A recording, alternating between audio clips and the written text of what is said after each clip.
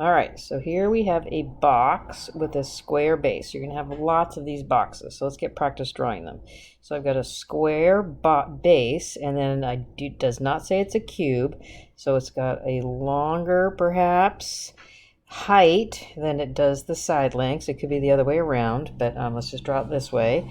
And so it's a three-dimensional box. So try to draw it, right? Something like that. Okay. All right, probably should stop now. Okay, so something like that. Okay, three-dimensional box. Okay, so it has a volume of 100 cubed.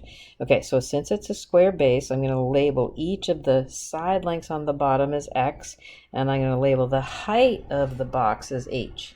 So volume, which you know is x squared h, is given as 100 cubic centimeters. So that's my constraint. Okay, so now I'm looking to find out what it is I'm minimizing or maximizing. I am minimizing the amount of material used. So the amount of material is talking surface area. So I have to be able to find the equation of a surface area. Many times the box is going to have an open top, so keep that in mind. So I'll just call it S for surface area. So I've got the area of the bottom, which is x squared, and then I have 4 sides of area xh plus 4xh. All right, so no top, so that's not included. All right, so I'm going to take this equation right here, and I'm going to solve it for h, because that's much easier than solving for x squared. All right, so I'm going to substitute that in for x 100 over x squared. All right, so it's s that I want to take the derivative of and set it equal to 0. Absolutely must simplify this before you go take the derivative.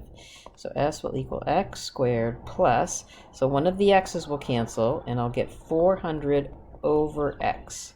And before I go take the derivative, I'm just going to rewrite this as 400 x to the negative 1. All right, so let's go take the derivative. So s prime will give you 2x minus 400 over x squared, right? And I'm going to set that equal to 0. So I get 2x is equal to 400 over x squared, multiplying up across and by x squared, so I get x cubed, and then 400 divided by 2, that gives me 200.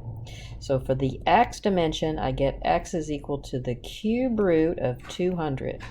It's my job to go find out what the h is going to equal, so it's going to be 100 over, so that'd be 200 to the 2/3 power, because you know it's power over root.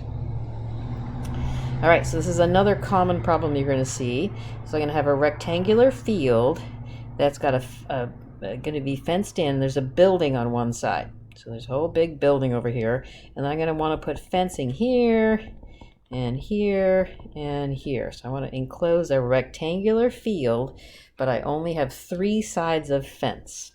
So there's 3,000 feet of fence, so that is the perimeter, or the amount of fence that's being used, and so that's my constraint. So my 3,000 feet of fence, I'm going to label the edges now. So I've got x and y, and x is equal to 2x plus a y. All right, so that's my constraint. So what is it I'm trying to maximize the largest of? I'm trying to find the dimensions of the largest field. So that's talking area. It doesn't say the word area, but that's what it means. Find the largest area. So the area equation is going to be just x times y. So I'm going to solve this for y. And then I'm going to substitute that in. So I get x times 3,000 minus 2x. And I really would not like to do product rule, so I'm going to multiply this in first. Now I'm going to take the derivative. So I get 3,000 minus 4x, setting that equal to 0. So I get x is equal to 3,000 divided by 4. And then I can find out what the y value is equal to by plugging that in. So 3,000 minus 2 3,000 divided by 4. So 3,000 minus, and this is going to give me 3,000 divided by 2, which is 1,500. So 1,500 is the y. So there's the x, and there's the y.